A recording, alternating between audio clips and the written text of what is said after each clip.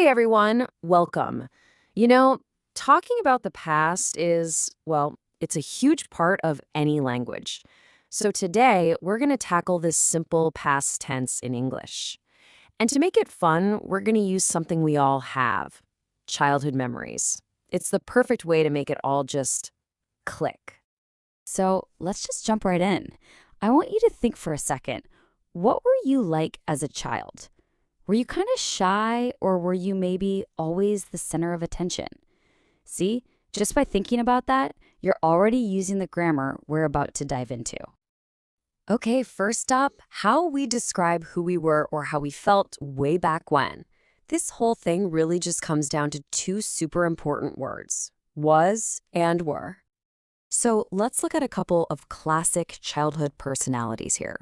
You've got Sarah, who was full of energy, and then you have David, who was a quiet child. In both of these sentences, that little word was is doing all the work. It's painting a picture of who they were, their state of being. So, how do you know which one to use? Well, the rule is actually super simple. You use was when you're talking about a single person, like I, he, or she, and you use were for, well, for you and for any group, like we and they. That's it. So, for example, you'd say, I was quiet, or she was energetic. But if you're talking to a friend, you'd say, you were a happy baby. See that pattern? Once you get the hang of it, it honestly becomes second nature. Okay, so that's how we describe being something. But what about doing something? Actions. For most verbs, there's this one simple, almost magical ending we need to know about. For most verbs, we call these regular verbs, the rule couldn't be easier. You just add ed to the end. That one little trick right there unlocks, the vast majority of past actions you'll ever need to talk about. And you see this pattern literally everywhere. Watch becomes watched. Play becomes played. Listen becomes listened. It's just a really consistent, reliable rule that works for thousands and thousands of verbs. Now, of course, every language has its rebels, right? Its little rule breakers. And in the English past tense, these are the irregular verbs. They don't follow that nice, neat ed rule, but man, are they common. So instead of just adding a little ending, these verbs, they totally transform. Their spelling changes, their sound changes, which really just means our main job is to get to know them one by one. Think of this table as your cheat sheet for some of the biggest ones. Notice how eat doesn't become eated, it becomes ate. Go turns into went, and have becomes had. Seriously, committing these to memory is an absolute game changer for sounding natural. Oh, and here's a really tricky one, the verb read. So get this, the spelling doesn't change at all, which is super confusing, but the pronunciation completely changes. So yesterday, I read a book, but you say it just like the color, red. It's just one of those classic English quirks you gotta know. All right, so we've covered all the positive statements. But what happens when we want to ask a question or say that something didn't happen? Well, for that, we need another special little helper verb, did. And check out this formula for negatives. It's so helpful. You just use the word didn't and then the original simple verb. And here's the best part. Because didn't is doing all the heavy lifting for the past tense, the main verb doesn't have to change at all. No ed, no weird irregular forms, nothing. So you can see it here. It's I didn't like math, not liked. It's I didn't play soccer, not played. That one little word didn't takes care of the past tense for us, which makes things so much easier. And you know what? The exact same logic works for asking questions. We just start with our helper did, then the subject, and we finish with the simple original form of the main verb. Again, no changes needed. So we ask, did you have a pet? Not, did you had? Or, Did you play the piano? Not played. Just like before, that word did is our awesome helper. It handles the whole past tense thing, so the main verb can just relax and stay in its original form. Simple, right? Whew, we have covered a lot of ground. From states with was and were, to actions with ed and those tricky irregulars, and finally, making questions and negatives with did. So now, let's just put it all together. So here it is, your complete toolkit for the simple past. You've got was and were for describing things. You have that easy ed ending for most actions. You know you gotta watch out for those irregular verbs. And you've got your helpers, did and didn't, to handle all your questions and negatives. With just these 5 pieces, you can talk about pretty much anything that's ever happened. But, knowing the rules is only half the battle. The only way you're really going to master this stuff is to just use it. Talk about your day yesterday. Talk about your childhood. And please don't worry about being perfect. Every single mistake is just a step in the right direction. For real. So let's end with a final thought and a little challenge for you. Using everything we just covered, what's one thing you can say about your childhood? Just think of one sentence. Say it out loud. Let's bring these rules to life right now. Welcome back to the deep dive. You sent us a really fascinating stack of sources today. At first glance, it just looks like, well, a grammar review. All right. English past tense. Right. But when you actually dig into the material, you realize it's really more like a structural analysis of memory itself. That's exactly right. I mean, this isn't just about whether you stick an ed on the end of a word or not. The listener, you provided these rules, but they're all wrapped up in these really nostalgic, personal childhood memories. Yeah, like favorite toys, school days, family stuff. Exactly. Favorite toys, routines. So our mission today really is to take those specific details you shared. The cat named Mimi, that red toy car you liked, even strongly disliking math. Huh. I remember that feeling. Right. We treat those like blueprints. We're going to extract the kind of rock-solid grammar rules for the past tense by looking closely at how you chose to talk about your own history. Okay, so the goal is easily digestible, actionable knowledge. By the end of this, you, the listener, should really get the mechanics of describing past states, actions, negatives, questions, all based on your own stories. That's the plan, grounded in your examples. Okay, let's unpack this then. When we sort of travel back in time mentally to talk about who we were, we immediately hit 2 different kinds of, let's say, historical data. The things that were sort of fixed, our state of being, and then the things we actually did, our actions. And those fixed states, the foundation of your childhood self, they really hinge on the past tense of just one verb, to be. So was and were. Right. And the sources you sent kick things off with a perfect contrast, actually. It really helps define this first rule.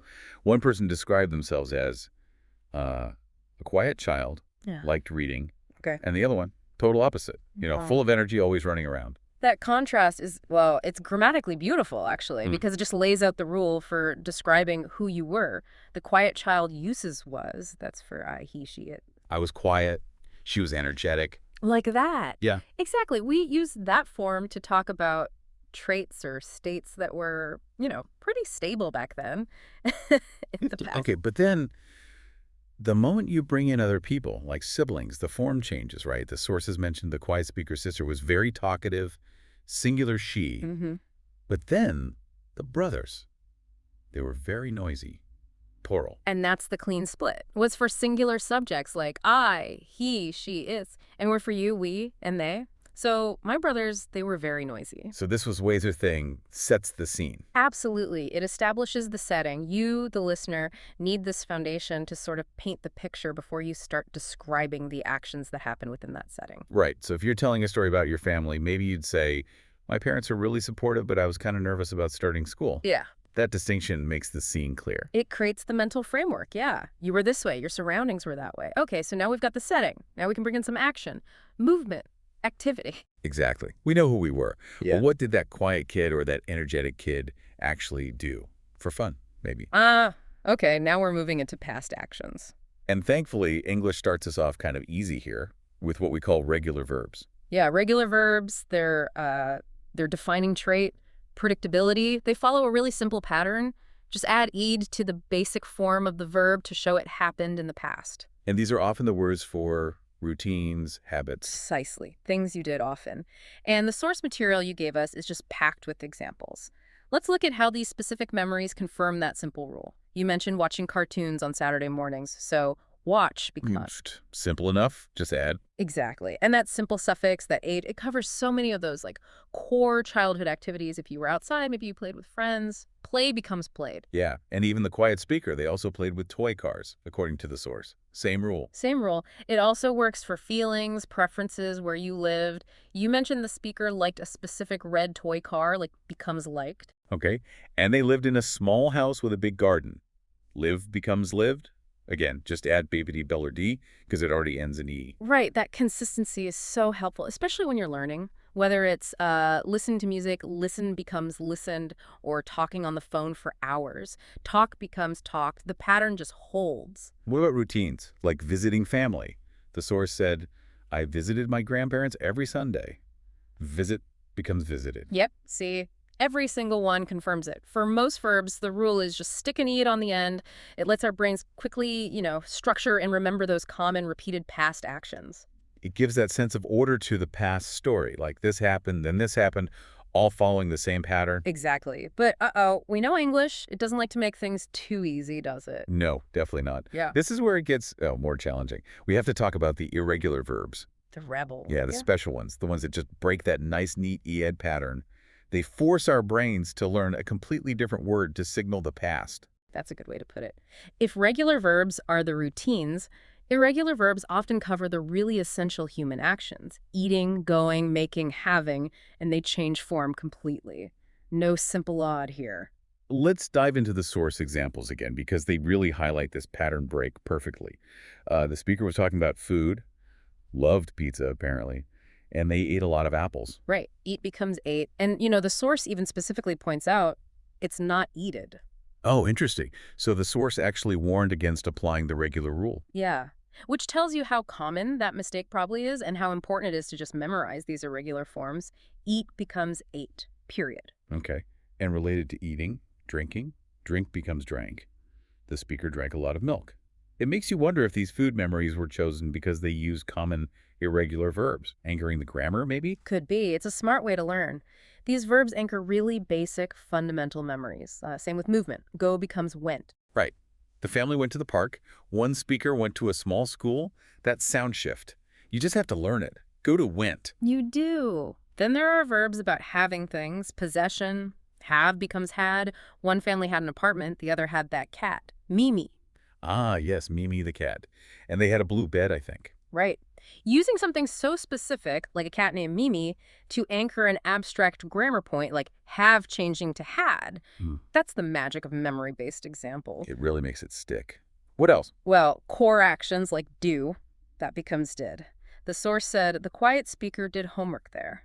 And make becomes made. I made big castles. The energetic speaker made drawings. These cover creating things, doing things, essential stuff. Definitely. And seeing things. Favorite movie was The Lion King, apparently. So see becomes saw. I saw it in the cinema. Okay, wait. Let's talk about read, because the source mentions it, but it's kind of the ultimate irregular verb headache, isn't it? Yeah, because it doesn't look different. Exactly.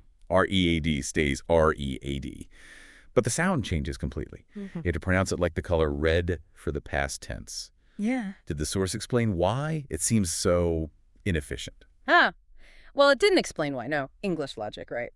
It just highlights the fact the shift is purely auditory. Yesterday I read a book. You have to rely on context or just hearing it, not the spelling. It's like an auditory trap. Kind of, yeah. It forces you to listen carefully.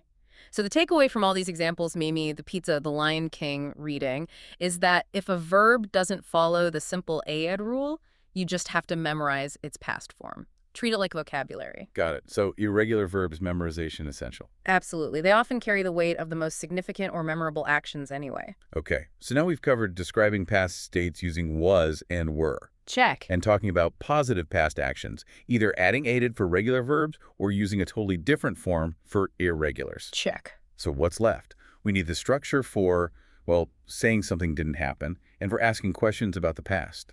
Right. Negatives and questions. And this is where actually things get a bit simpler again, thanks to a very helpful little word, did. Ah, the auxiliary verb did, the helper verb. Exactly. It's a huge relief for learners, I think, because the structure for making a negative statement in the past is straightforward, and it works the same way for both regular and irregular verbs. Okay, how does it work? You use did not, or the contraction didn't, plus the simple base form of the main verb, the infinitive without to. Ah, okay. So did basically takes on the job of showing the past tense, Precisely. It does the heavy lifting. and the main verb just chills out in its simple form. You got it. Look at the source examples again. They allowed the speaker to talk about things they avoided or disliked as a child. One was, I didn't like math. Okay, so notice it's didn't like, not didn't liked. Crucial point, because did already signals the past, like stays in its base form. This is where learners often trip up. They know go becomes went, so they might want to say, I didn't went. But that's double pasting. Exactly. It's wrong. Did handles the past tense. The source examples reinforce this. I didn't play soccer. I didn't watch scary movies. Play and watch are regular, but here, after didn't, they revert to their simple form. That actually makes a lot of sense. It's a consistent rule for negation. But thinking about the examples, disliking math, why pick that? Does using a strong negative feeling help cement the negative grammar structure in memory? That's a really interesting thought. It could be. The sources definitely show we use negatives not just to, say no to an action, but to define ourselves by exclusion. Saying what we didn't do helps emphasize who we were and what we did value. It adds definition. Huh.